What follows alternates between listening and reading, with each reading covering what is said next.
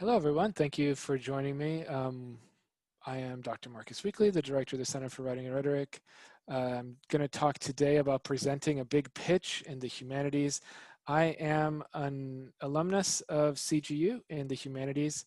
When philosophy existed, I was technically an interfield in philosophy and religion, but more on the philosophy side. So I have a humanities background, and I'm going to try to utilize that. I'll give one example. From what I myself studied, but also just trying to bring, some of the insight of being someone who went through a doctoral degree in the humanities to, the format of the big pitch competition. So for today's goals, I'm assuming you have some sort of idea about what the big pitch competition is. It is CGU's 3-minute thesis competition, which is a 3-minute, one PowerPoint slide format competition to a general audience.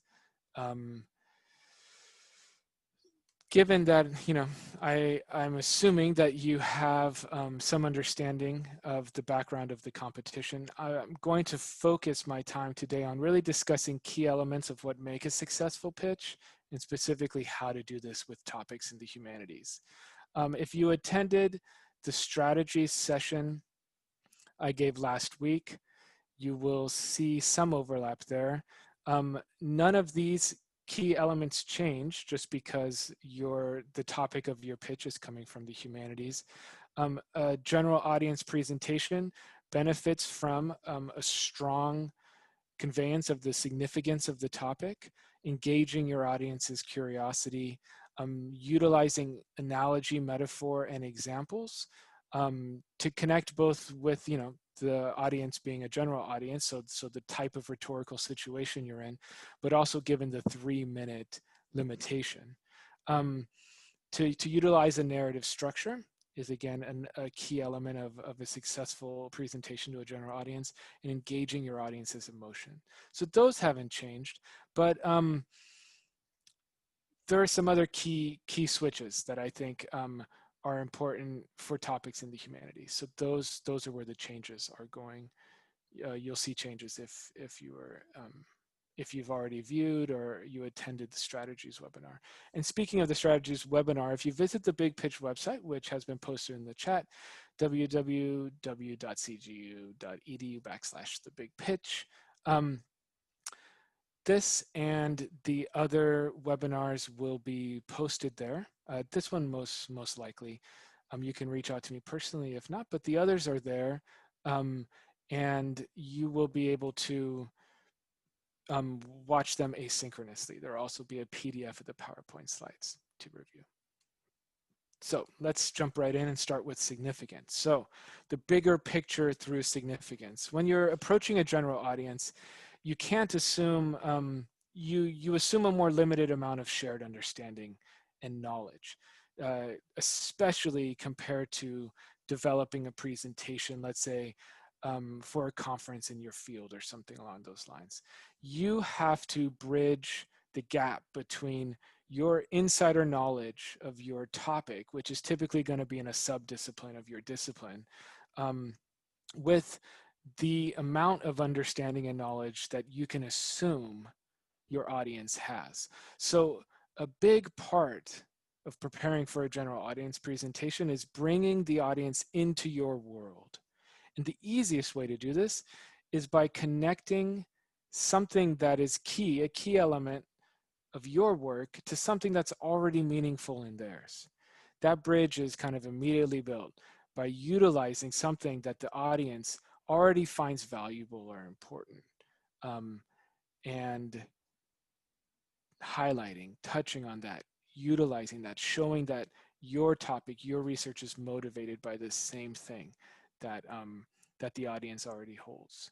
So one of the difficult parts of doing academic work, which can be very detail oriented and in many respects values depth on a specific topic, breadth as well at times, things like qualifying exams, but when you're working on a thesis or a dissertation, which ends up being, the motivation for a lot of these pitches, though doesn't have to be.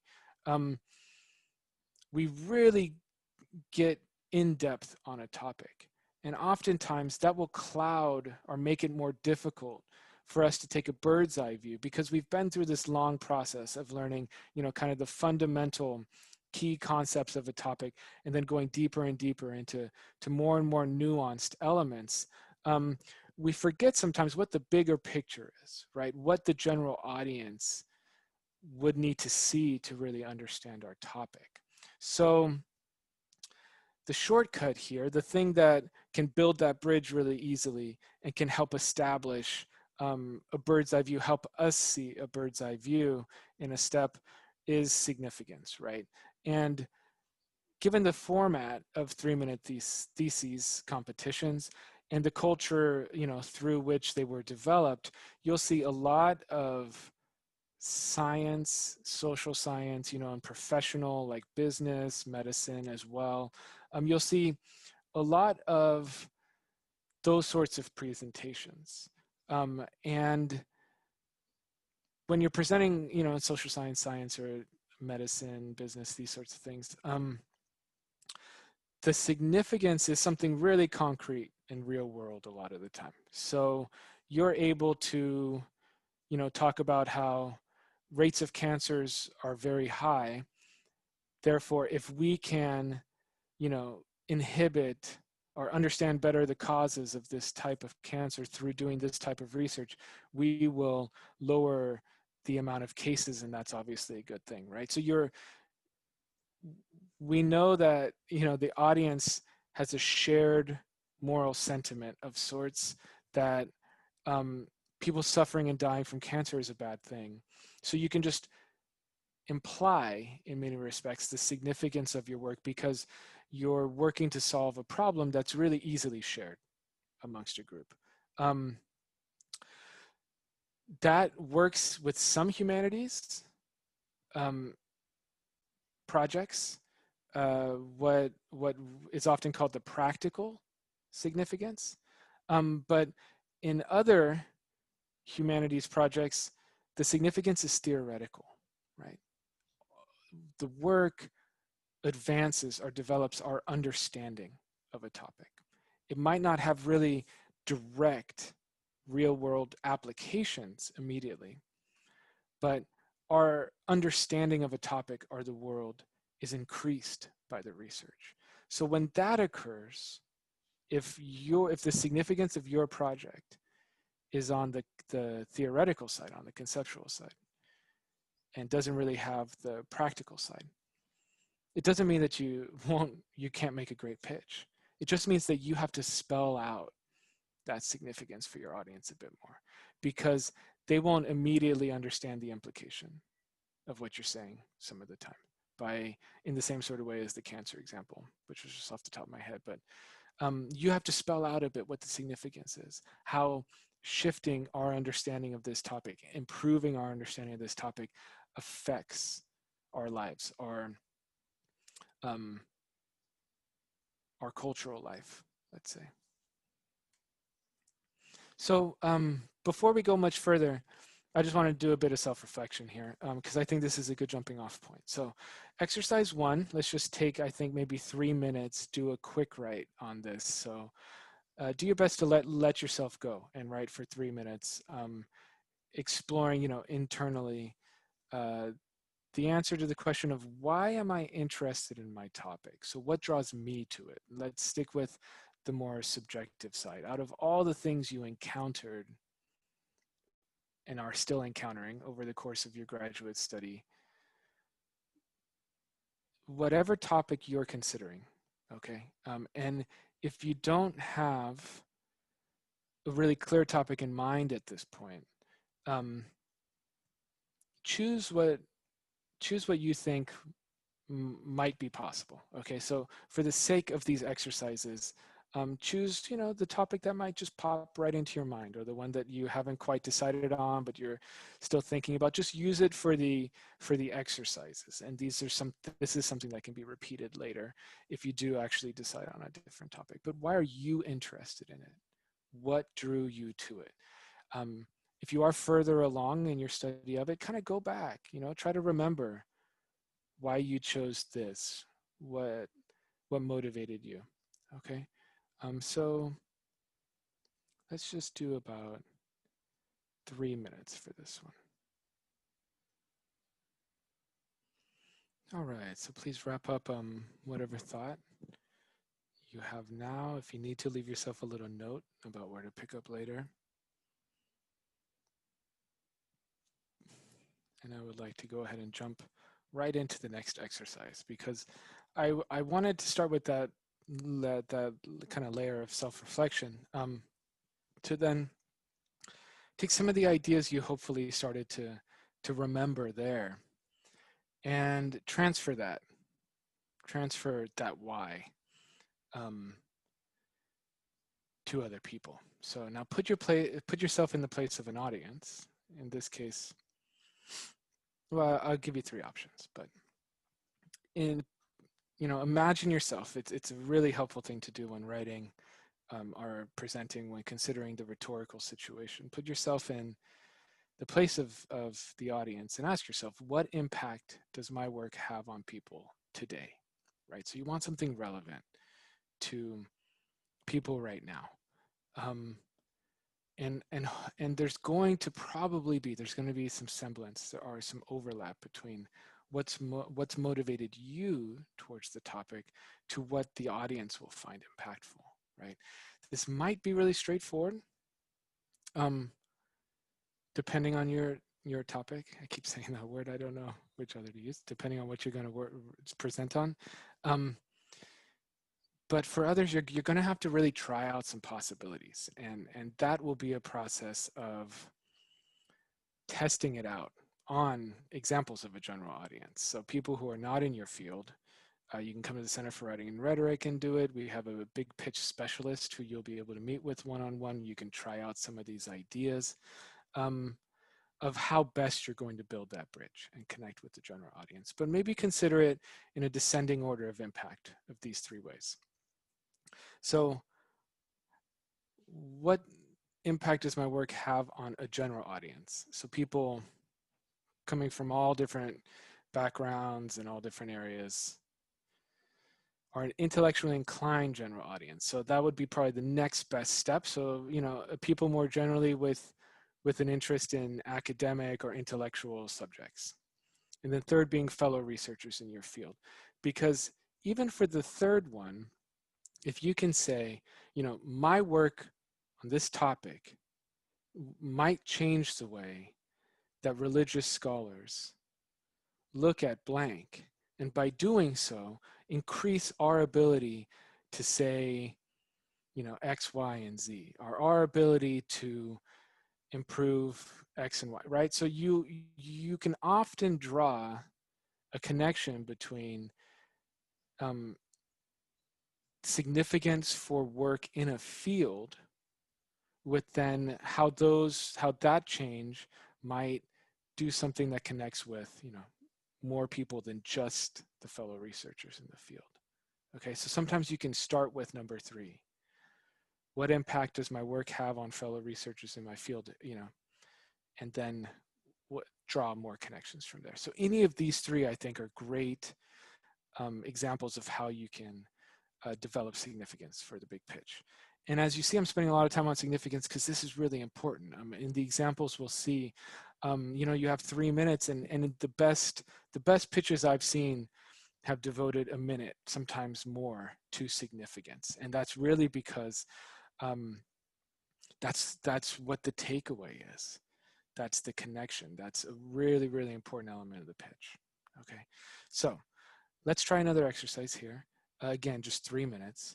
Take that self-reflection, transfer it over, try to put yourself in the shoes of an audience, these different audiences, if you would like, depending on your topic, trying out possibilities, and try to, just write through what impact maybe you might think at this point could be utilized later, might not be, does it have on people today. All right, so go ahead and wrap up whatever thought you're having now. Again, leave yourself a note if you need to.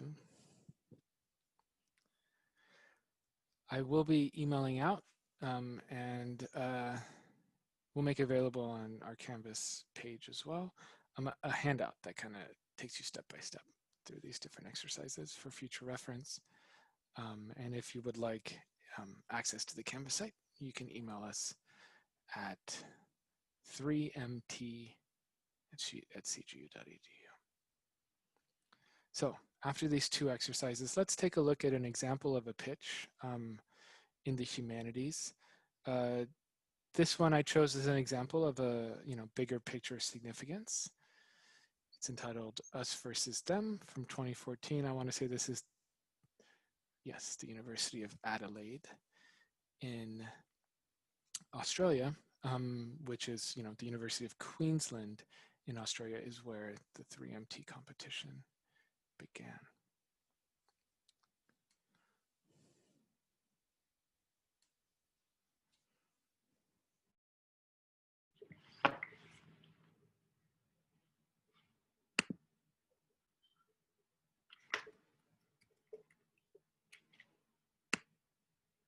All right.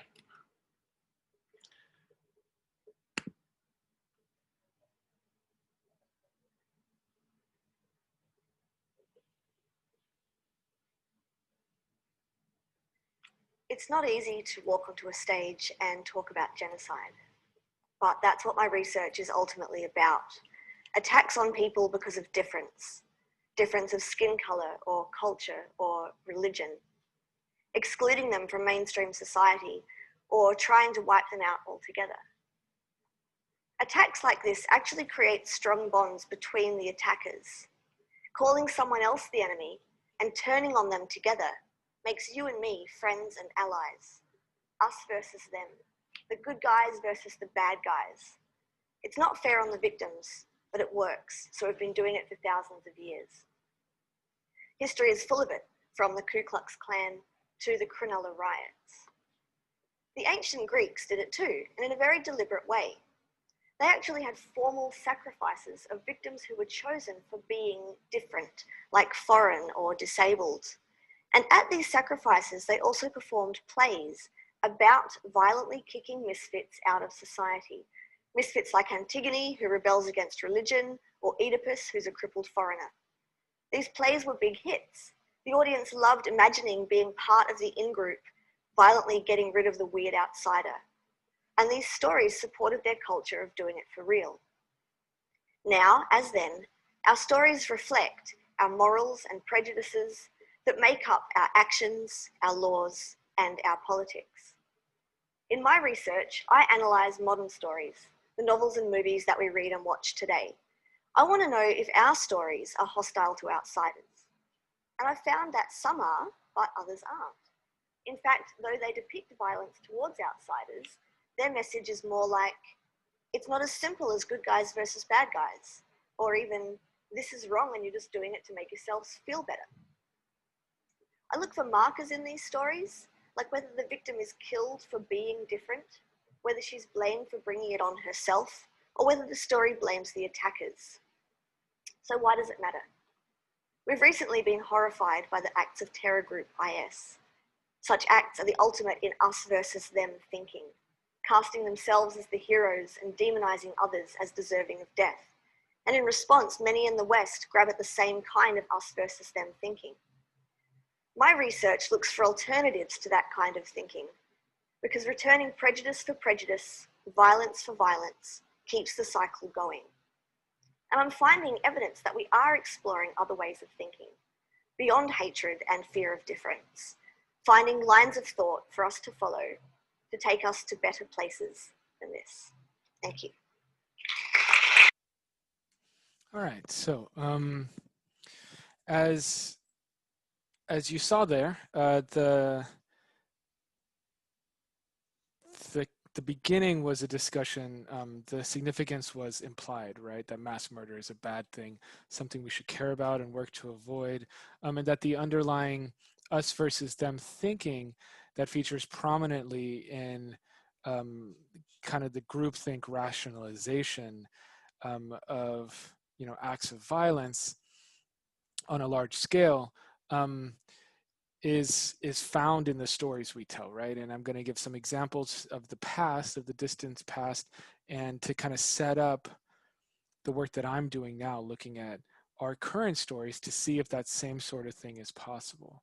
So over the course of those 3 minutes, we heard, maybe the last minute was dedicated to what her project was. And even then, she was a finalist of this competition. And this is a good example of, it sounded to me as if she hadn't fully finished her research, right? That she had set up a niche. She had found, began to develop her way of filling that niche, of developing this new research project, but hadn't really, finished the analysis. She didn't have all the details of the outcome of what the analysis of the modern stories, what they're saying, right? She probably would have spent, and if I had been coaching her, I would have told her, spend a little less time maybe at the beginning talking about historical stories, choose one really good representative example, and then tie that into what you're studying now in modern stories. That's probably still in development, but she was able to really establish a strong significance of the relationship between the types of stories we as societies tell, to the actions that we do collectively, right? So like in policy and in politics and other sorts of things, and cultural representations, and how the us versus them thinking has been found at different times, different cultures across time and society, and how are we doing the same thing now? What is it still the same situation, or is it different? And that's intriguing. And you'll see there that she uses the significance of the project to kind of engage with the audience and propel her talk forward. And there's a strong emotional resonance there as well, which is really important for general audiences, and something I mentioned towards the end, but this is a good time to mention it now too, that your audience will leave and remember a feeling oftentimes more often than usually more often than just purely rational engagement, just engaging them solely on the level of ideas. And significance often has a strong emotional element to it. So that's why I chose this as a good example. Hopefully that was helpful for you. And what I would like for you to do now, as we wrap up the significance portion of this webinar, is to do a bit of a brainstorm. So this brainstorm is topic, question, significance. Significance, both in terms of the pure significance that I was talking about as like theoretical, and applied, which is what I was talking about as practical. So the topic is just, these are all, completing the sentences, filling in the blanks here. I am studying blank, conveyed as concisely as you can at this point, because I want to find out what, why, how. And here's the significance part. To help others, to help my audience understand. So that's the pure or theoretical significance. That's moving forward our understanding of a topic. And if not all projects have the next step, but if yours does, or you feel like you're ready to start to brainstorm, which I highly recommend you do, because number 4, this applied significance is really the easiest way to build a bridge with the general audience. To help my audience understand blank, to be able to then do something differently. So here's an example from my own dissertation project. I studied like broadly philosophical topic of personal autonomy. So I am studying personal autonomy in everyday life, because I want to find out how people can live in a more intentional way with more control over who they are. To help my audience then understand how the way people live day to day takes them closer to or further away from meaningful lives that they themselves find meaningful. I didn't want to be too wordy. And the applied significance of this, when I was thinking about it, is to be able to improve self-reflection and self-transparency, those cognitive processes, um, towards reshaping daily practices that will increase meaning and purpose in people's lives. So if I can help my audience understand the causes of, um, you know, the different ways that they just unintentionally continue certain patterns in their lives that aren't really what they want to be doing or who they want to be or those sorts of actions. So there's definitely some overlap here with psychology, parts of psychology. If I can help my audience understand that and the way that their day-to-day lives, the things they often do, the sorts of and how because then you can interject it with new habits or new practices. If I can help them understand that, then I might be able to help them better self-assess, better understand themselves, um, and with that understanding, then do something differently. Then, and the sorts of doing are the practices, the day-to-day sorts of things. So the applied significance is in people's lives, right? Like that pure significance can have an effect on the way that people live on the day-to-day, right? Um, and so this, I found the connection, with ancient philosophy, with, the art of living, the sorts of things that ancient philosophers talked about that modern philosophers don't do as much. And so I went back to that when like the day-to-day life, the things we did often were really important, and what motivated those and that sort of thing. So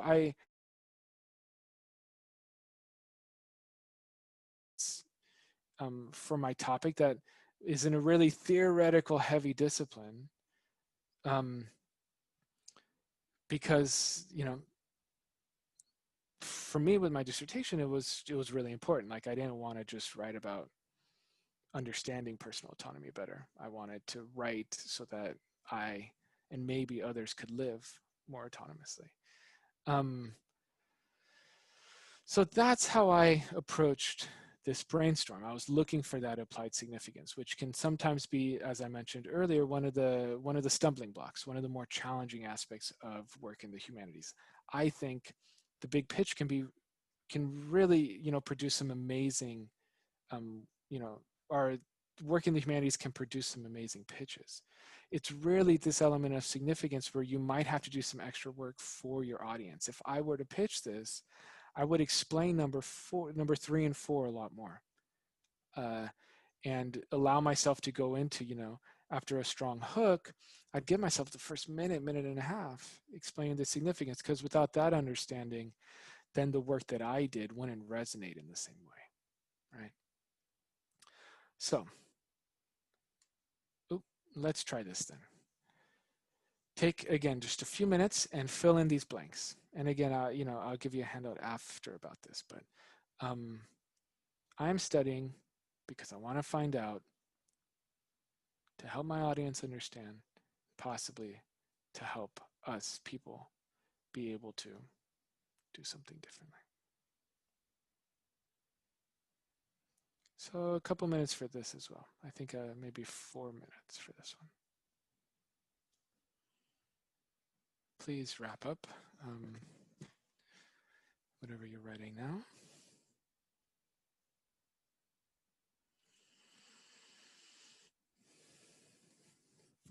And let's move forward to audience curiosity. So as I mentioned earlier, one of the pitfalls with the big pitch can be that we might overlook certain really interesting points about our topic that that we take for granted because we learned them early on, or because they're just so fundamental to what we do, that we might forget how really interesting they are and how like wow moments they could produce in a general audience that has enough of a surrounding understanding on a topic to get the point, but you can't assume that they know it, right? So that's really what this is. You want to think about your topic from the viewpoint as an exercise of someone who's never encountered it before, and look for elements of it that might produce a wow moment in a presentation, like that kind of awe, kind of like deeply affected audience kind of moment, silence type thing. And that's something that can often be overlooked. It's something that I think is really important in a general audience presentation, especially in a 3-minute big pitch. You can convey a lot by doing this. So this is my favorite example of a big pitch in the humanities. And I think it's a good example of using a concept that, she's very familiar with. It's the core concept of her study, but it's presented in a way that for those in the audience that haven't encountered it directly in study, either in fields like cultural studies or feminist studies or race studies, things like that, you haven't probably thought of it in the way that she describes it. So I think it's a helpful example.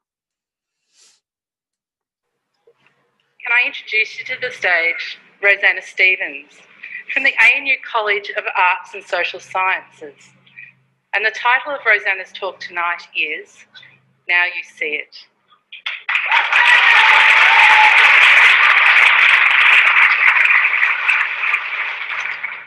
It might seem as though I've started speaking with a blank PowerPoint slide behind me, but there are actually a bunch of things on this slide. You just can't see them yet. To your right is a Ferrari I drew myself in white. To your left is a soy latte in a white takeaway cup, and in the middle is a home I drew myself in white, a home among the gum trees. Lots of plum trees, clothesline out back, veranda out front, and an old rocking chair. It's interesting how you can't see things when the context they're surrounded by makes them seem invisible. Suddenly this slide full of nothing is full of white stuff. You just needed help to see it. Here's something else you can't see. This slide is actually a black slide with a white rectangle pasted over the top of it. Over 200 years ago, white people arrived and settled over the top of already established Aboriginal life, and colonisation happens today. The settled way we are encouraged to live, the ways we are encouraged to learn and consume, how often we are encouraged to wash, and the ways we think about and use nature are actually pretty white. People who fit into this society are taught to think of it as normal and awesome, but if you don't fit in, whiteness is very visible because it can be depressingly inescapable. Aboriginal and Black academics and activists are suggesting that one of the first steps toward creating a more equal and considerate society is for white people today to identify and understand the dominance of our culture. From there, we can challenge how, in modern Australia, one way of life smothers another. But it's difficult to challenge something if you've been taught not to see it. Is a job white? Is a house white? Is organic gluten-free food white? If I fall into the vortex of cat videos on YouTube and I'm wearing my pajamas, am I just procrastinating or am I white procrastinating? My research is about understanding what whiteness looks like and how it works. I'm collecting and analysing Aboriginal accounts of feeling unwelcome, ignored, and misunderstood in society. And from that material, I'm piecing together a picture of white Australia that we can begin to debate. My thesis is a novel. The plot is a secret, but this conversation needs to be communicated well beyond the walls of a university. My hope is that research in this field will point toward a more equal, considerate, and respectful Australia that is so much more than just white. Okay, so obviously she did a really bold move with the PowerPoint slide, and that contributed a lot to the presentation. But you'll see that a lot of it revolved, and she also utilized humor and pause and a lot of great delivery. It's a very well delivered pitch. The balance between complex, serious topics, some humor, great use of the slide, great delivery. But she utilized a concept, the concept of whiteness and blindness to the experiences of minoritized groups in society. I mean, to a mainly white audience, it looked like, in a way that, you know, if you haven't learned about the concept deeply, you've just heard about it, you very well might have misunderstood what whiteness is referring to as a concept. So by really spending the time, and by, you know, it is a main element of her research, but, you know, you can tell she decided on, okay, this was really the takeaway.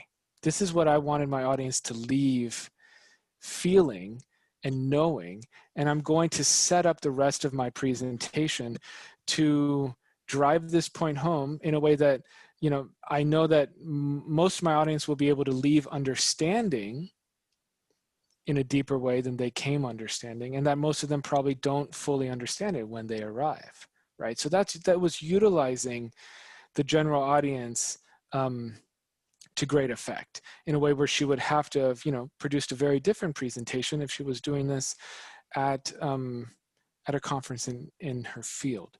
So I think this is a really strong example of a big pitch in the humanities, the best that I've found.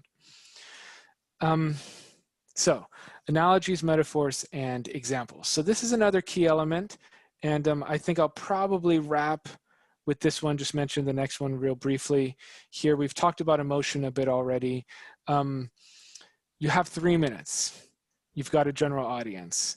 What better way to succinctly convey a lot of information to a group of people that don't have a lot of background knowledge on your topic than utilizing an example, a metaphor, or an analogy, comparing something they don't understand to something you know that they do, and drawing that sort of comparison. So it's a great way to convey a lot of information quickly, succinctly, and still not dumb it down in the process.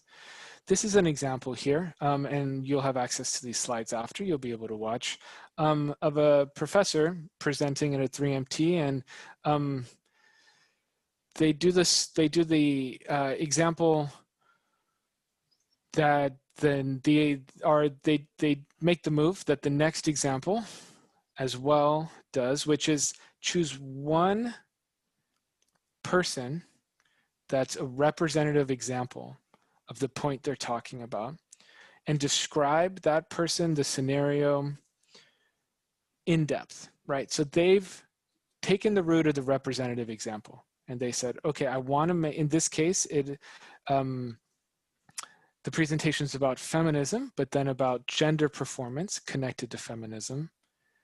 And her specific research is gender, if I'm trying to make sure I remember this correctly, it is performance as practice. So gender performance as practice, and how, well, it's performance in general as a practice, then gender performance as a practice.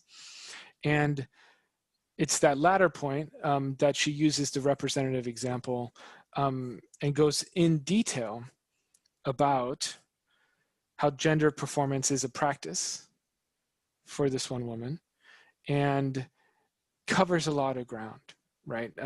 For an audience that is coming from a number of different backgrounds, she is able to drive the point home and make it strongly, I think, with the use of that representative example. So obviously it's helpful just to play it, but we're running a little low on time here. The significance is really the key point, and that's why I spend so much time there. But you're going to want to utilize example, and if possible, analogy and maybe metaphor last, but definitely the example. You don't want to write a pitch without an example that's really going to deepen your audience's understanding of your main ideas. So this is something that you can do after, and it's really brainstorming a list. It's about, before you or during the development process of your big pitch, you want to just kind of make a list of resources for yourself. What are some interesting facts, ideas, things about my topic that other people might not know, that I could talk about, that they would find really interesting, that would add an emotional resonance, some other value to my pitch? What are some examples that I could use? Just one, even talking about one in depth is often the best example. Maybe some analogies or metaphors, and then start to use these in the development of your pitch, where you're gonna, it can be a great hook to start off with a strong example. So this is a great sort of like reservoir building of resources for yourself to write your pitch. And then when you're thinking about the structure of it, I highly recommend the narrative structure. Think of it with a beginning, middle, and end, a strong hook, an ending that you've brought your audience full circle, and you're leaving them with a strong emotional point, as a novel often does. You might want to think of it: who are the main characters? What's the call to action, the crisis, the thing that needs to be solved or resolved? And thinking of it in this sort of way, it's going to be a really familiar structure for a lot of people. We're a storytelling species, right? That's what a lot of people say. A lot of research finds too. And so with this familiar structure, you're not necessarily going to want to follow typical academic structures. It's a general audience. Tell a story, but do it without dumbing down your content. And then the emotional.